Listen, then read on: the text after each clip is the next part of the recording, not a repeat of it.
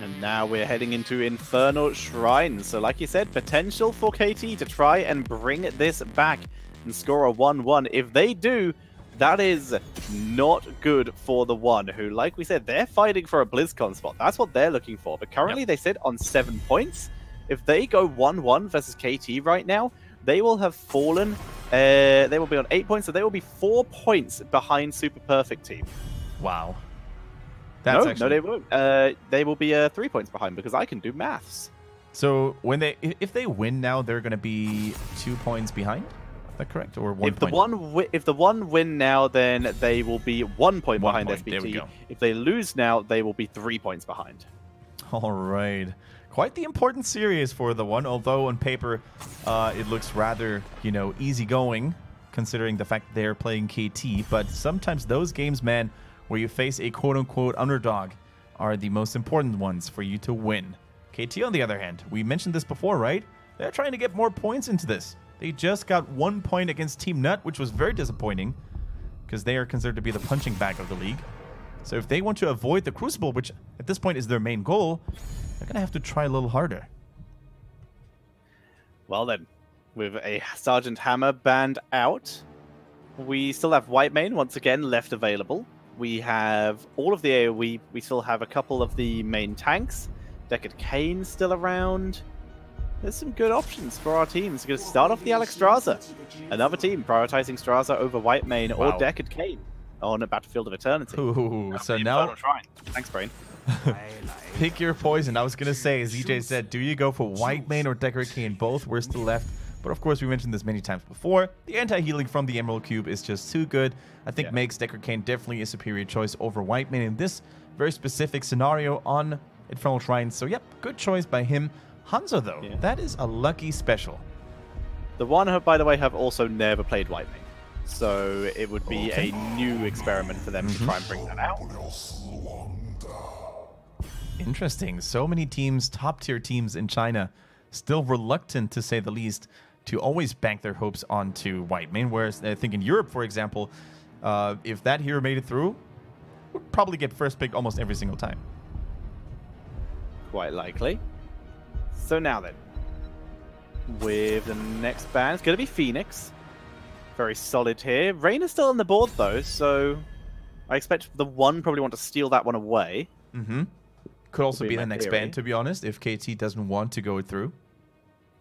True, but then they would be limiting their own assassin options, seeing as they haven't picked anything themselves. It's still weird to me that Malthael was picked over any other solo lane, so KT preferring that Malthael, and then they ban out the Yrel, who would be like the most suitable counter laner. I mean, now you basically have two formidable counters, or two formidable soul laners in general against Malthael banned out, right? The first one was banned out by the One, which is Phoenix. And now you have Yrel banned out as well, so that should leave Malthael in a pretty commanding position in that solo lane. Blaze shouldn't really have any chances whatsoever. Yeah, two very high hit point frontliners there in the form of Blaze and Muradin, so we might even see another Tormented Souls build here for Malthael to get even more damage. So what should we see as their next picks? They still need damage dealers, ranged preferably, so at least one, and it looks like they're going to go with Kael'thas Leoric. So now they have two potential solo laners, great Shrine Clear, and the Kael'thas coming out is going to give them some siege. With a triple front line, they might be able to keep this Kael'thas safe, as Muradin does not have the same diving capabilities as we saw an Anubarak have earlier. The curse of KT, though, Tetcher. It has not won a single game yet today. Not even Beyond the Game could make this hero work against the One in game number 2. Let's see if KT can break the curse. It's just so astonishing. Not always in a positive way, by the way, to see that China just seems to forget about Gul'dan or Jaina these days. Like, whenever they play mages, there seems to be this one mage that they rely on, right? Last phase, it was Jaina. And now, for some weird, odd reason, it seems to be Kael'thas all the way. I guess they're just piggybacking off the other regions, where Kael'thas is sneaking his way back into the meta, but so far they've yet to execute it well. I think the triple front line might be a good start, at least for China's style. Protect the Kael'thas as much as possible. Really hope the enemy does not walk past you. Yeah. But yeah, this is a I think out of all the Kael'thas drafts I've seen today, I like this one best. I think so too. I agree with you. And if there's one game for KT to make it work on, it better be this way. So who's probably going to play it? Probably Bad on the side of KT. Probably. Yeah.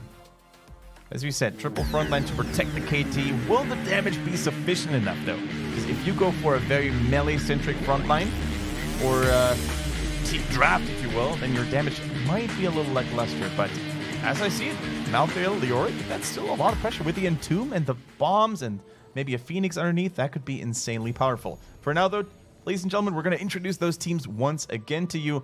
On the left-hand side, the big dog. The one here with Hugo, Keshi, Meng, ZJZ, and Huhu. And on the right, it is Kudo's top with TWT, Kiaru, Lotus, Timeless, and Bad.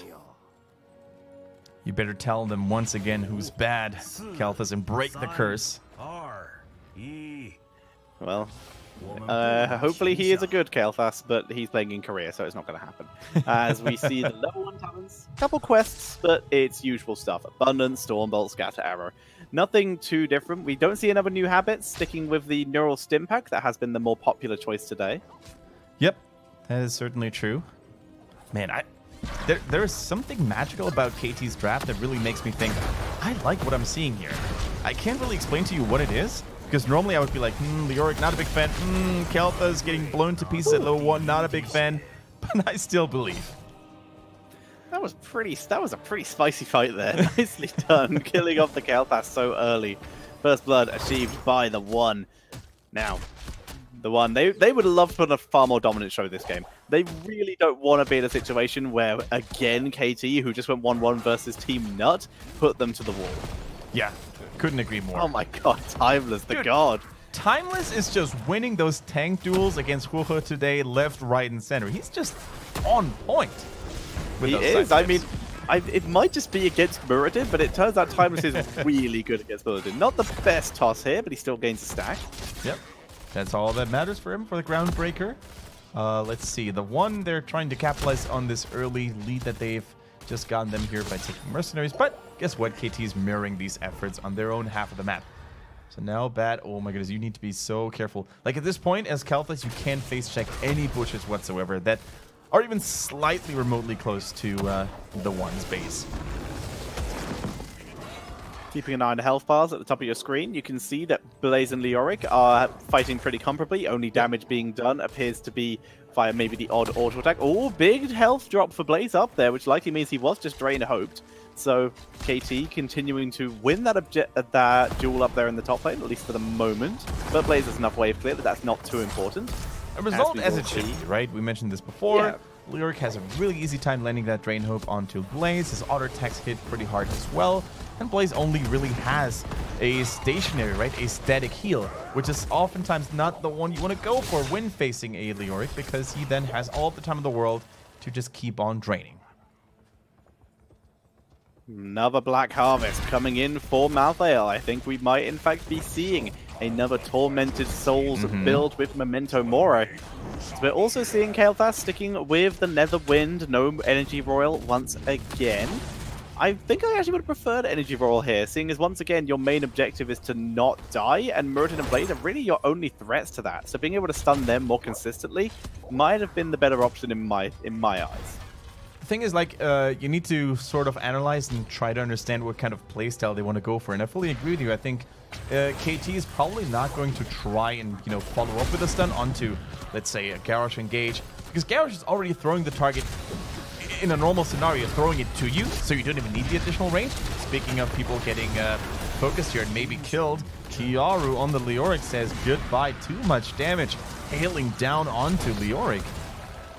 That's a pretty big XP lead coming in now for the One, as well as Shrine lead, 21-10.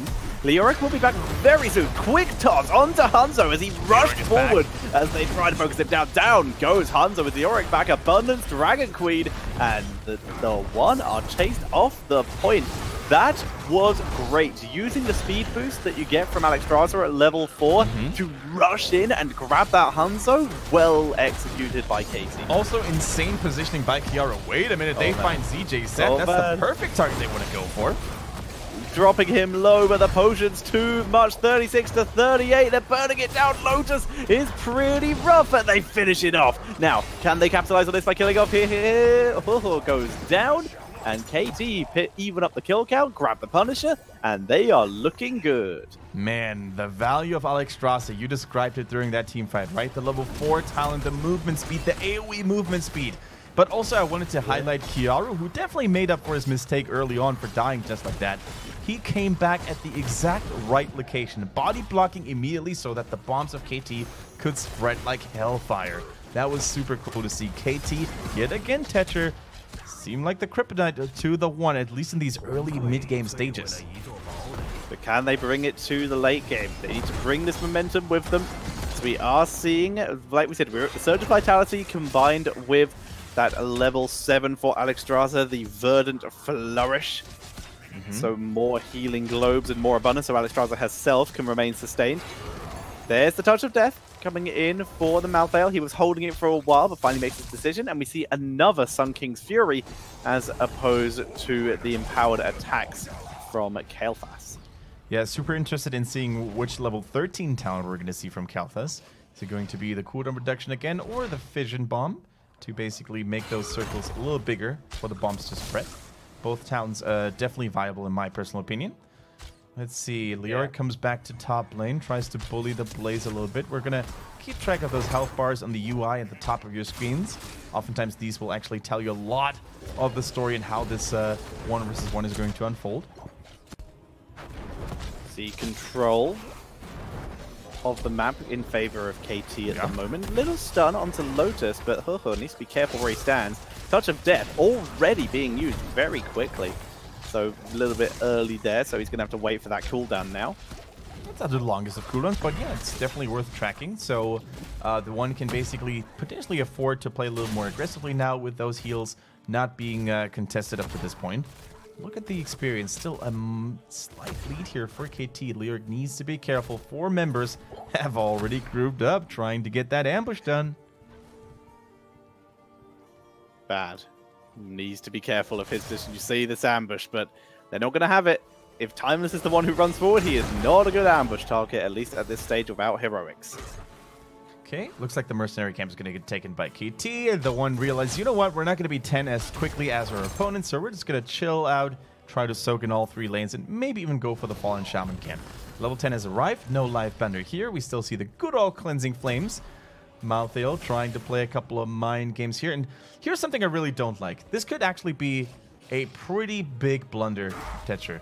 Leoric not going for Entomb when you have a Kael'thas. You do not entrap them, you don't try to go for the AoE combo. I just don't like it. It's interesting. This is the second time we've seen March of the Black King used here. I mean, let's count the escapes that that the one has. Rainer's a dead target, basically.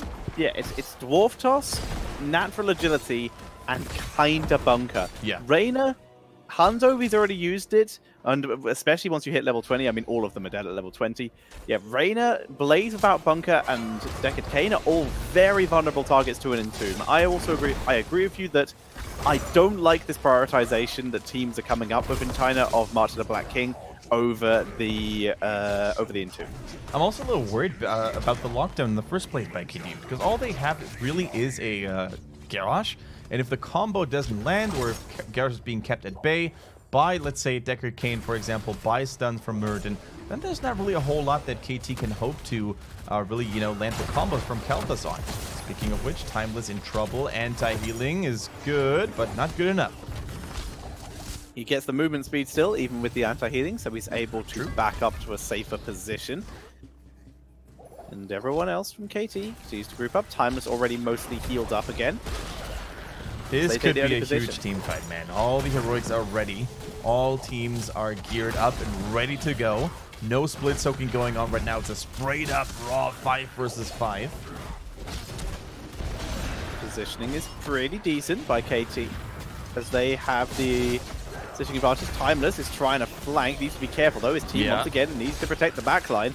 He is low, Kiara is low, they both get the abundance, Dragon Queen is popped, another upgraded abundance, Dragon Arrow gets to multiple members, but March actually gets crazy value! Bunker has to be used as the living bombs were spreading like wildfire! As we see Hugo trying to wrap around to gain some value, and finally Kael'thas will be dropped.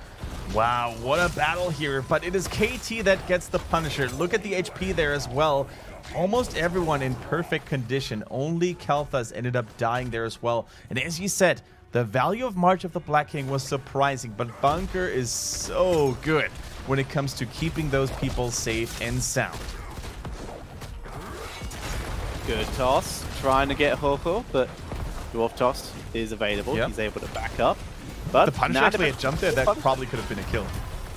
Quite possibly, but he'd already been baited over. Does finally jump in the end. And with that Lornado, this fort will survive. Very nicely done by TheOne, able to block a lot of that siege damage. They saw Reynor in the top lane though, defending and soaking, so immediately they go for this aggressive call, right? They still have vision from the Punisher as well. They take away that mercenary camp, so it is a dead even game yet again, ladies and gentlemen. If only that Bunker hadn't been there, then KT probably could have dominated that fight, but there's a lot of ifs and whens, you know, so TheOne, they're starting to stabilize, but I don't think they look as impressive as they wanted to be. As Leoric hovers in top lane still against Blaze. Those two will be up there until the next objective, most likely, unless they're able to make a sneaky play.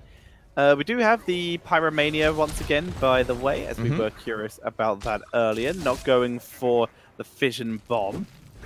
And this, of course, will synergize very effectively with Ignite. Very true. So cooldown reduction of Flame Strike is always something you shouldn't say no to, especially if you plan on going Ignite at level 16, which has more or less become the standard these days. Only occasionally, like here and there, we'll see the double Flame Strike, but... Malthael with the lazy build, basically. The Ethereal Existence coming in here, giving him 10 physical armor per enemy hero, afflicted with Reaper's Mark up to a maximum of 30. Basically meaning that once he pops, he hits his R, he's going to get 30 armor, which is going to help against Reynor. That it will. Physical armor is amazing against Reynor. And let's look at Hanzo. His auto attacks also hit pretty hard.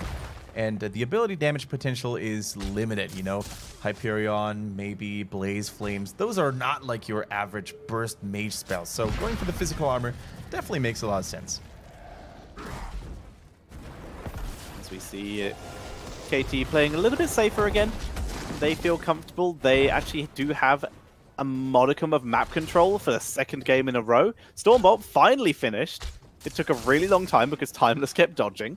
Yeah, that tells you a lot about the current state of TheOne, right? When we're seeing Huhu on Muradin, we're used to seeing that being completed at least 5 minutes earlier to now. So something doesn't seem right for him today. Maybe it's a bad hair day. Maybe it's a lack of accuracy. Who knows what it is? But still, 15 to 15. The Shrine hasn't been activated yet, so both teams focusing on mercenary camps as they should be.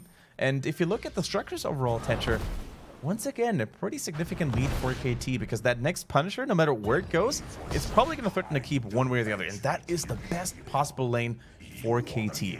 No more Ford hindering and, you know, preventing the objective from marching. But first, they need to even get it. Indeed, they were able to get it the last time. Dragon Queen will be back off cooldown. They're going to have, once again, level 10s. Another attempt of those, which is it going to be effective enough this time? Are they going to be able to push forward with enough strength? But now, we see TheOne just setting up. They just need to be able to get a big enough head start that KT aren't able to steal this from them, which they are doing a pretty good job with to begin with. Okay, middle lane might be the saving grace here. Yep, there goes the 16 as well. For TheOne, they go in immediately onto Muradin. Is he going to get away? Yes, a 4-man arrow saves him.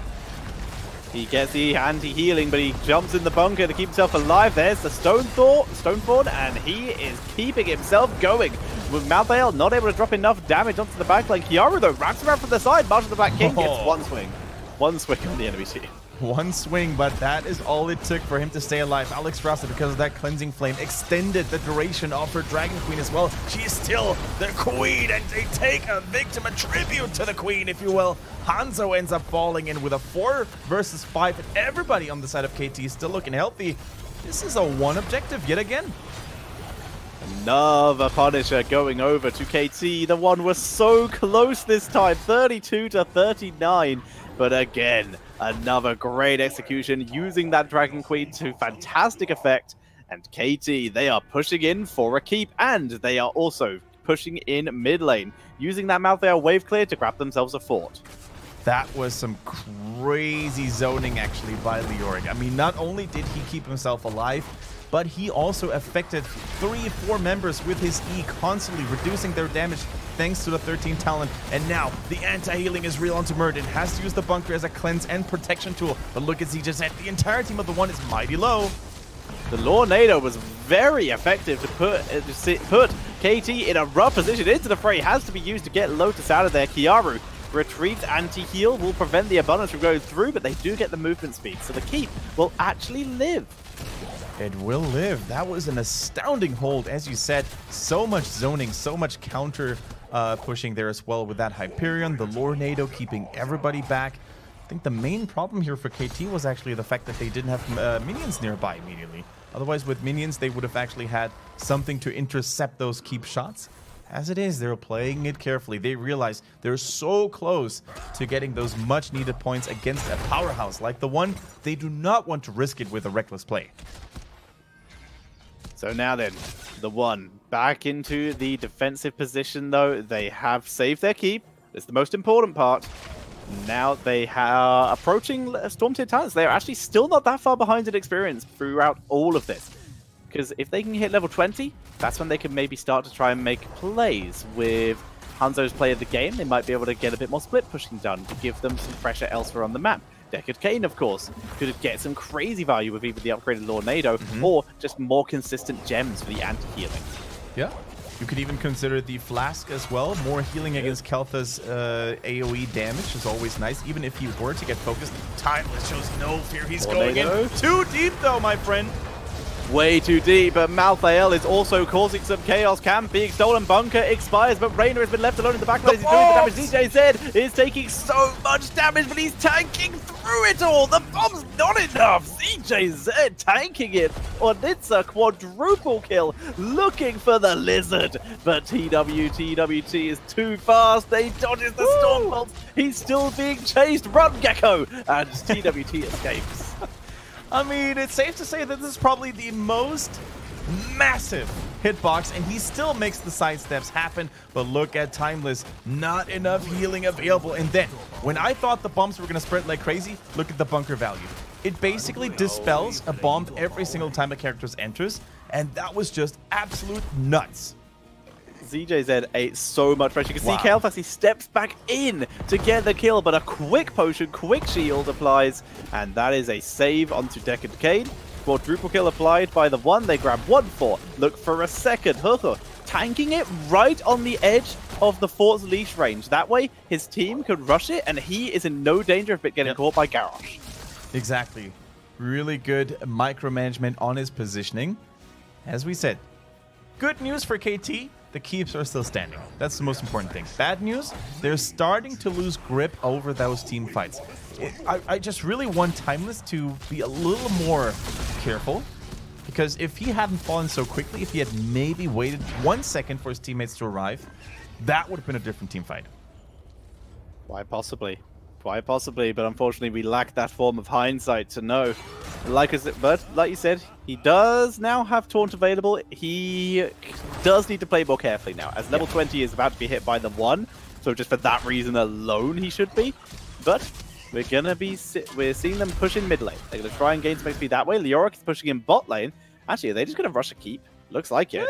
Yeah. I mean, why not, right? It's basically there on the silver platter. You take it, boom.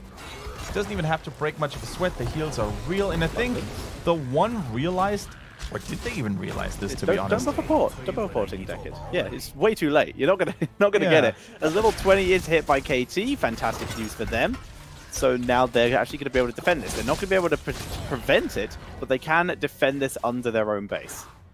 So basically, look at that top lane. It's still pretty healthy. Even the fort is going to slow down the advance just by a few seconds to allow KT to actually, you know, bring themselves into a better position.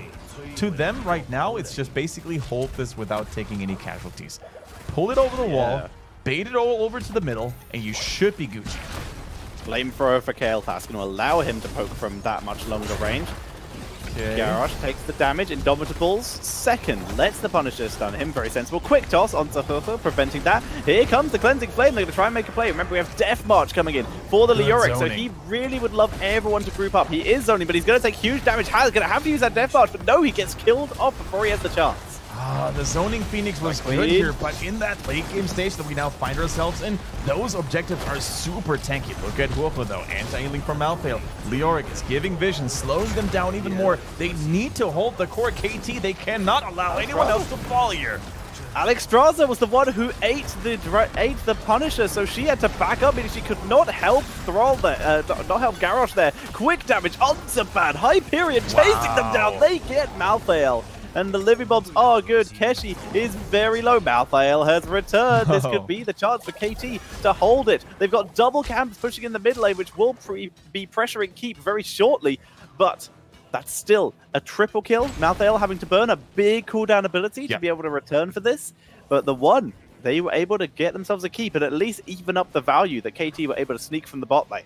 All right, once again, we've got good news and bad news for KT fans out there. Good news, only one keep fell, and they're still in the game. And they themselves, as you said, Tetra, were able to get themselves a keep in the bottom as well. So it's now tied. It's now an even score in that regard.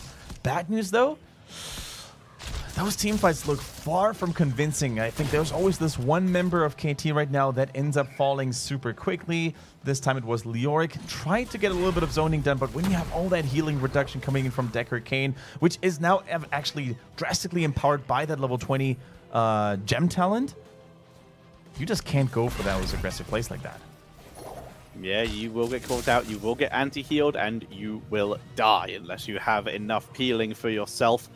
And as such, KT, they move on to the map. Flame Strike comes out to scout, but it does not find anyone because no one was there yet. Okay.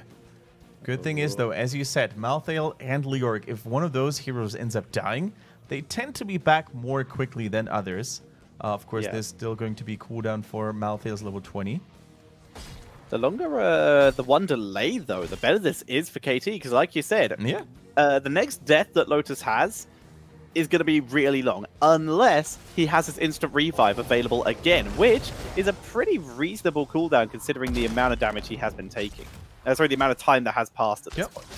I think so as well. And of course, Leoric, he will come back a little sooner as well, as long as he lands the Drain Hope from the grave, if you will.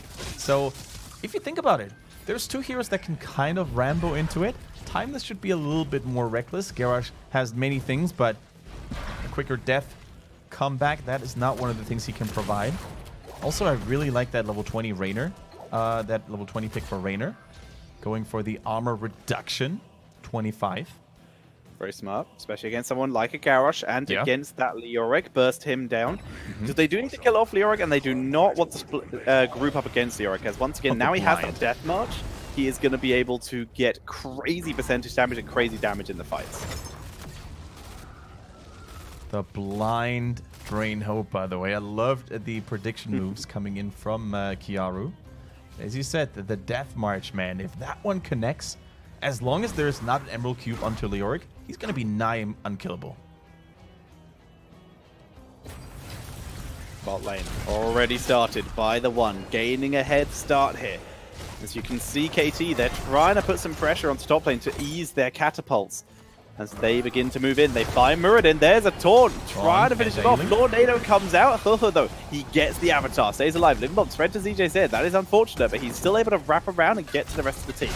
Ooh, Tetra, those are the moments in which you wished you had last rites, because that could have been a lot of damage. Kiaru going in, diminishing the damage here because of Ominous Wraith. He gets focused down, though. The March of the Black King comes in, but the bunker is blocking so much Malthael damage, and they weren't able to get any skeletons, any monsters while this was happening. As Alexstrasza comes out trying to heal up Timeless. Timeless will survive here, barely. Kiara will be back soon. It's a 1-for-0 Lotus, dodging everything. He's not where he wants to be, tries to teleport away. Actually does find a sneaky escape route as comes in from the side. There's the Punisher going over to the one as they look for any kind of target, because if they can get a kill, they can maybe end with this. Rainer's quite low. Decker Kane is far away from him. They need to keep everybody safe and sound. The objective is pushing. The keep is there. And KT realizes with Leoric almost being back, that might be the moment for them to actually make something happen. 3-man taunt! 3-man taunt is good. Keshi is able to sneak away. Xeno's will certainly fall. Hugo needs to escape here. He's moving off into the distance as once again Keshi is being chased. He's just going to run with the Punisher. He knows he will die, but that is a double kill. This could be GG. They're moving in with this. We see Hanzo. He has snuck away. He will be able to port back, which means he will be there for his team. Hugo, though, has to use the healing fly back. Yep, Hanzo just flies back via Dragon Arrow. He's just going to fly directly into his own base so he can heal up.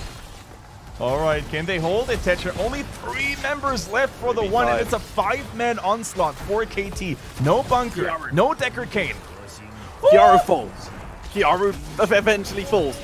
It's being a great delay tactic. Hyperion comes out. This is all or nothing for the one. They get 1, they get 2. And Keshi and Meg just murderize the members of KT. Dragon Queen, the Cleansing Flame being used just as an escape tool. Alexstrasza makes it halfway across the map. But the Punisher has done huge, horrible things to this bottom keep, and all the members of the one are making their way across the map. All right. Leoric is going to come back slightly more quickly than other heroes. He's teleporting back right now while in Wraith form, so he will be there for the defense, I believe. The keep is still standing, as you said. For some weird reason, the Punisher was not strong enough. Now, he taking damage from the slowing keep shots. I'm not sure how this game is going to end, Tetra. It's a back and forth. They went bot instead of top to try and push in and try and get a second keep value. They could have just run top and tried to end with catapults, but instead they are assuming that they have moved across the map too slowly, that the devs were too spread out to be able to make it here in time. As 10 seconds till Garrosh, 3 until Kael'thas. The one, they understand this was risky. They just secure a keep and they back up. All right, ladies and gentlemen, true China moments are happening right now on stream. We have a back and forth game with a lot of kills, and it is totally up in the open. Who's going to win this game? Nobody knows for sure. I think it's all going to come down to that next team fight. Like, whoever wins that next team fight is probably going to be able to march right through it. The base is wide open for KT. They have no more side lane keeps, but same can be said about the one. Their core actually went down to 71%. So if they end up losing even 1 or 2 members and KT loses nothing, they might be able to close it out for good this time. KT's comp is not very backdoor friendly though. That's the thing. Garrosh, not great siege damage. Leoric, fantastic against minions. Mercenary, so he's going to be able to empower a wave, but he does not do that much siege damage outside of his mace. Malthael is literally the opposite of a good siege damage hero because his trait doesn't affect buildings. Alexstrasza and Kael'thas are okay, but no better than they are in a normal team fight. Yeah, and that is the point. They don't have the Sonyas, the Thralls, you know, the Rainers even, who are just chunking down big amounts from structures in that late game. Though, sorry, he knows exactly where the enemy team might try to invade them from. Look at those bombs, though, keeping a little bit of vision on them. Yep.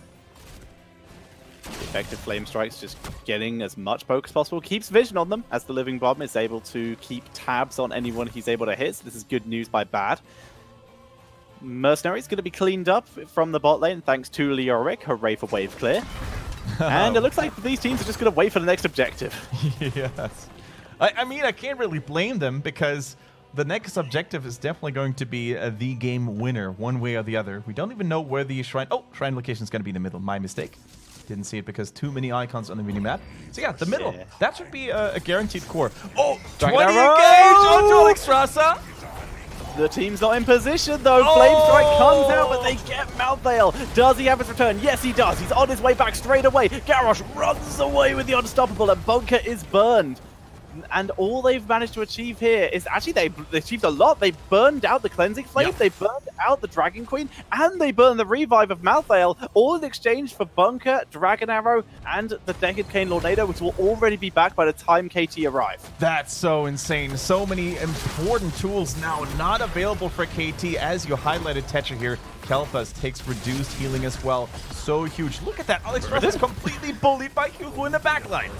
Murdering TWT, just chasing him down, putting on the pressure here as the rest of the one tries to sneak this away. Garrosh has to burn Indomitable. There you have anti-healing. It just expires as the Abundance lands. That's good news. Dragon Queen already back. They move forward. March of the Black King gets nothing. He doesn't get the Drain Hope, so he can't stay alive. Catapults are beginning to attack the core of KT. The core is under assault here. KT need to force a decision here, but the bunker, I think, is going to shut the hopes down of them. Bad tanks through. This is the one Punisher again. Is low, but he gets the kill. It's a quadruple. TWT has nowhere to go. He is being chased down. Kesh just mounts up. I don't care about you. There's a game to win as the one move across the map. All right, the catapults were actually defeated by KT's own minions, but he jumps over the wall. He can smell victory because it's right there in front of their noses, and they're going for it. They're going for the core. They don't even need the big ol' Punisher. They take victory number 2, and 3 points go to the bank account of the one. Nicely done. They've moved themselves back up the table. With those 3 points, they are up to a solid 10. 1 point behind Super Perfect Team. That was close. That could have been really rough. That's 2 games in a row. KT performing very well today. You know, after such stressful games, especially in the pro level, when you play on stage as well, it probably makes you feel like your body has aged by 5 years within 30 minutes. But hey, for the viewers out there, for us commentators, it is an absolute pleasure to have these back and forth games. So KT, man, they put up a good fight. Really, really, really kudos to them. Couldn't have seen them in any better performance this phase. Can't remember any better performance, let's put it this way. But also Tetcher. I looked at chat every now and then, and I was trying to track down what they were saying during the game. And I think I have to agree with chat, because how could I disagree with them? But Leoric and the value that we saw from March of the Black King was negligible. And I think within 2, many of those fights maybe could have gone differently.